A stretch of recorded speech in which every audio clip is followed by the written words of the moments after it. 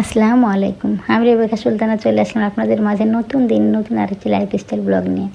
দেখেন আজকে পায়েস রান্না করব। আবার তো শীত চলে আসছে, অথচ আগের বছরের শীতের দেখেন গুঁড়ে খেজুরের গুঁড়ো এখনও আছে, আমার আরও আছে। তো আজকে মনে করছে একটু পায়েস রান্না করবো। গরুর দুধ তো নাই, গোড়া দুধ আছে, সেগুলো দিয়ে পায়েস রান্না করবো। সেজন্য চালটা আমি অনেকক্ষণ আগে ভিজিয়ে রেখেছি।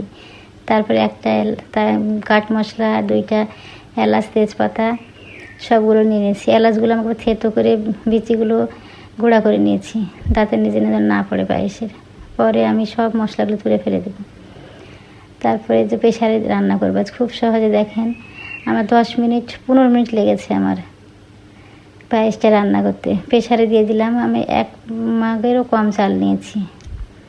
তারপরে প্রেশারে দিয়ে এবারে একটা সিটি দিয়ে দেবো। একটা সিটি দিয়ে একা যখন সিটি বাড়িয়ে যাবে তখন সিটি খুলে দিব, তাহলে সুন্দর হয়ে চালটা সিদ্ধ হয়ে যাবে। পাতিলেও রান্না করা যায়। পাতিলে গরুর দুধ হলে আমি একসঙ্গে চালের সঙ্গে ঘি দিয়ে সুন্দর করে রান্না করি, কিন্তু আজকে খুব গরম লাগছে আর আমি রান্না করে নিই প্রেশারে, বাসায় তো খাবো। এই তো প্রেশারে ওদিকে চালটা সেদ্ধ হচ্ছে, এদিকে আমি যে পাতিলে রান্না করবো সেখানে খেজুরের গুড় নিয়ে নিলাম। তারপরে একটু পানি দিয়ে রাখলাম গরম করে, তারপরে চালগুলো দিয়ে দেবো। সেজন্য প্রেশারে তো সিটি উঠে গেছে, নামিয়ে রেখেছি একা সিটি বের হোক, আর আমি গুড়টা দেখে গরম করে নিই, গলে যাক। গরম করতে করতে দেখেন কি সুন্দর সিদ্ধ হয়েছে, একদম পায়েস যেভাবে হয় সেভাবেই হয়ে গেছে। এবার আমি গুড়ের মধ্যে দিয়ে দেবো। এখনও দুধ দেবো না, যেহেতু গুঁড়া দুধ পরে দেবো। এর আগে আমি গুঁড়া দুধ দিয়ে পায়েস রান্না করেছিলাম, আগে দিয়েছিলাম, তারপর কেমন দুধগুলো দানা দানা হয়ে গেছিলো, কিন্তু এবার আর দেবো না, এবার পরে দেবো। এই তো দেখেন পায়েসগুলো, চালগুলো সবগুলো গুঁড়ে দিয়ে আমি অনেকক্ষণ ধরে ফুটিয়ে নেবো। এবার আমি মশলাগুলো একে ফেলে দেবো। এই মশলাগুলো যদি পায়েসের সঙ্গে পরে থেকে যায়, ঠান্ডা হলে মানে যে ফ্লেভার আছে মশলা সব পায়েসে মানে খেতে ভালোই লাগে না, পায়েসের ভিতরে ঢুকে যায় মশলার ফ্লেভারগুলো। এই যে আমি সব এলাচ, তেজপাতা, কাঠ মশলা সব তুলে এখন ফেলে দেবো। ফেলে দিয়ে আবার অনেকক্ষণ ধরে পায়েসটা ফুটিয়ে নেব, যেন পানিটা একটু শুকিয়ে যায়, গাঢ় গাঢ় হয়ে আসে। তো সুন্দর দেখেন কি সুন্দর হয়ে গেছে পায়েসটা। এবার আমি যে টেস্ট করে দিয়েছিলাম আরও অল্প একটু গুড় লাগবে, তারপর গুড় দিয়েছিলাম, মানে মিষ্টি অতটা হয়নি, আন্দাজ মতো দিয়েছিলাম। এবার আমি গুঁড়ো দিয়ে দেবো, বেশি দেবো না, অল্প দেবো। তারপরে আবারও নাড়াচাড়া করব।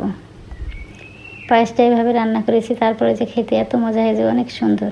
প্রেশারে দিয়েও দুধ দিয়েও সিদ্ধ করা যায়, সিটি দেওয়া যায়, কিন্তু গরুর দুধ আমার ছিল না, যেহেতু গুঁড়া দুধে একবার করেছি, ভুল হয়েছিল, তার লাগে এবার আর গুঁড়া দুধ পরে দিব, এখন দিব না, আগে পায়েসটা হয়ে যাক। এই দেখেন তারপর খেতে কিন্তু অনেক মজা হয়েছিল, গুঁড়া দুধ তো পরে দিয়েও তো টেস্ট হয়েছিল। যার এত সুন্দর খেজুরের গুড়ের সেন্ট বাড়িয়েছে, অনেক ভালো লাগছে। এই যে গুড় দিয়ে অনেকক্ষণ ধরে ফুটিয়ে নিচ্ছি। এবার 1 কাপ গুঁড়া দুধ নিয়ে নিচ্ছি, তারপর অল্প একটু পানি দিয়ে ঘন করে দেখেন গরম করে নিচ্ছি। গরম করে তারপরে পায়েসে দেবো। পায়েসটাই দেখে আমি ফ্যানের নিচে ঠান্ডা হতে দিয়েছি, যেন গরম ভাবটা চলে যায়, তাহলে কী হবে, দুধ দিলে আর দানা দানা হবে না। এই যে দেখেন গরম ভাবটা চলে গেছে, এবার আমি দুধ দিয়ে দেবো। গুঁড়া দুধগুলো গুলে রেখেছিলাম, সেগুলো আমি দিয়ে দিচ্ছি।